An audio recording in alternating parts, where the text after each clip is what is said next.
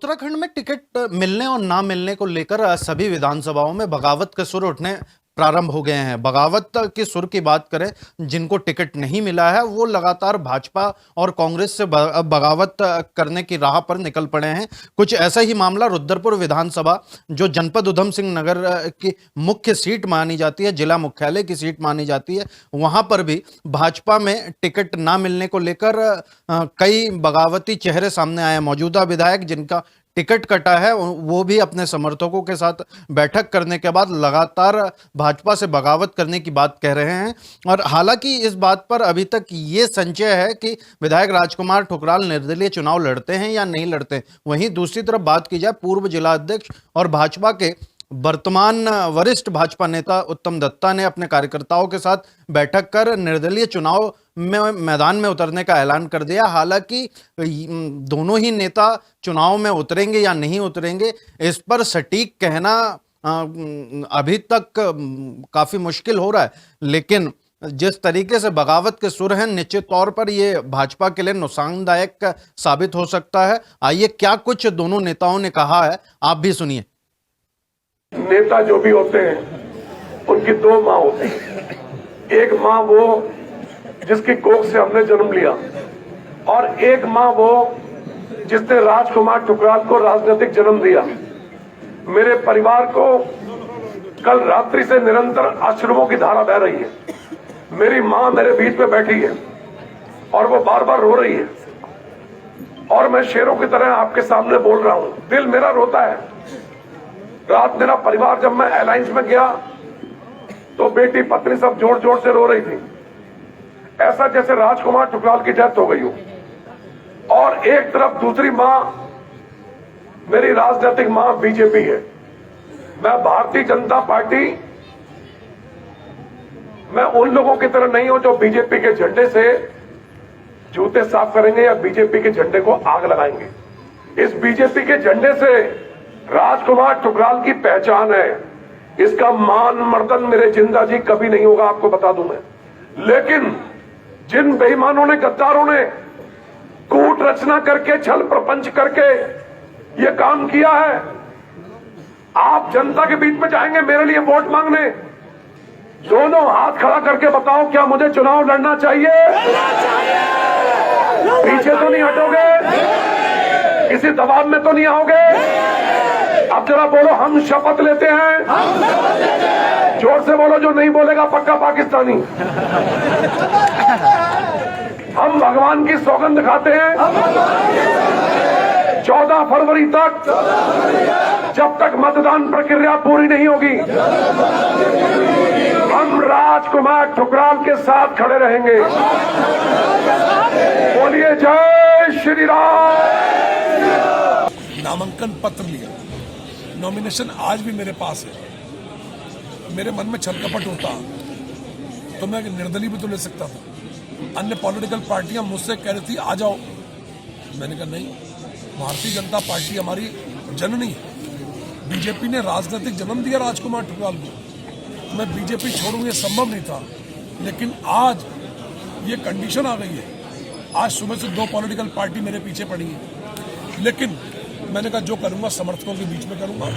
अभी सारा खुलासा करूंगा। 1 तारीख से नुक्कड़ सभाएं होंगी, हर बस्ती के अंदर नुक्कड़ सभा करूंगा, हर चौराहे पर करूंगा। जो निर्वाचन आयोग आदेश करेगा उसका पालन करते हुए जनसभाएं करूंगा, और बेनकाब करूंगा उन लोगों को जिन लोगों ने सारा षड्यंत्र रचा है। आंधी और तूफान को कोई रोक नहीं सकता। बेईमानों से टक्कर लूंगा। कईयों को बेनकाब किया, इनको भी बेनकाब करूंगा। इन लोगों ने जो मेरे साथ किया है, कोई दुश्मन भी ऐसा नहीं करता जैसा इन लोगों ने किया है। अब चुनाव का टिकट तो लेके आ गए, लेकिन चुनाव लड़ने के लिए भी इनको बहुत सारी चीजों को देखना पड़ेगा, बहुत सारी परीक्षाओं से गुजरना पड़ेगा।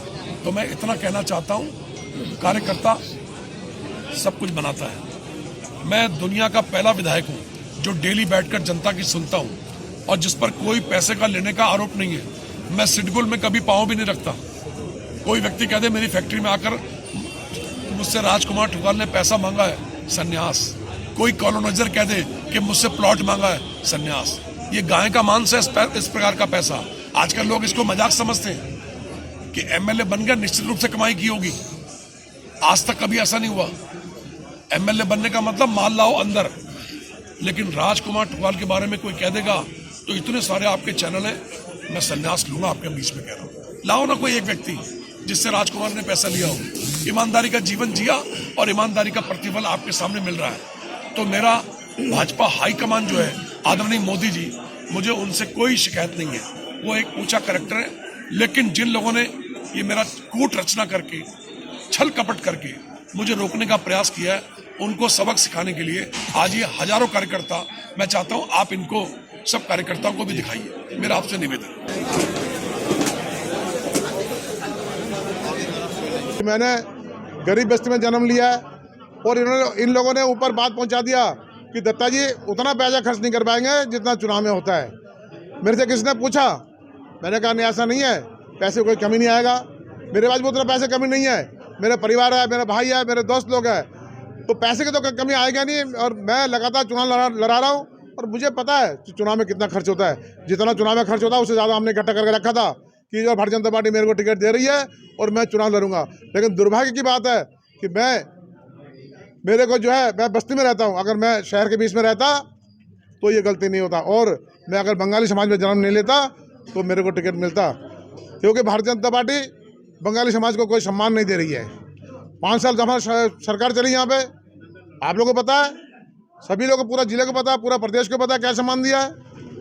जो लोग कभी वोट नहीं देते हमारे मुस्लिम भाई, मैं ये नहीं कहता मुस्लिम भाई को सम्मान मत दो, उनको 5 बार दायित्व दिया है। बंगाली समाज में किसको दिया है? किसी को नहीं दिया है। तो ये भारतीय जनता पार्टी केवल जो बस्ती में रहने वाले लोग हैं इनको वोटर समझता है, ये वोट देता है, इनको मना लेता है। जब कोई रैली होता है, जब कोई हमारे बड़े नेता लोग आता है, जब कोई मंत्री आता है, जब शहर में रैली होता है, तो हम क्या देखते हैं उसमें 90% हमारे बस्ती के लोग होता है, या तो देशी समाज के लोग होता है या बंगाली समाज के लोग होता है। शहर के लोग, उसमें कितना लोग होता है? आगे का निर्णय क्या रहेगा? आगे का निर्णय ये कि हमारे यहाँ के जो लोगों ने बताया ये मैंने सुन लिया। अब गांव में मेरे को बुलाया, अभी मैं गांव जा रहा हूँ, वहाँ के जो लोग कहेंगे वो मैं करूँगा।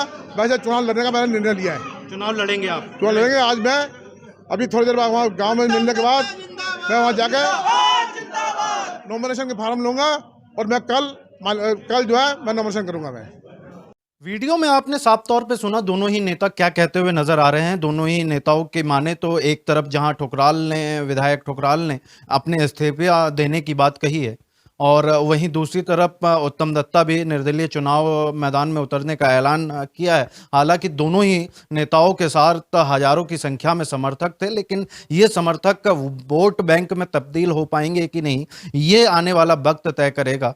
और ऐसे ही सटीक खबरों के लिए आप देखते रहिए आवाज इंडिया। उत्तराखंड की हर छोटी बड़ी खबर के लिए चैनल को सब्सक्राइब करें और बेल आइकन दबाना ना भूलें।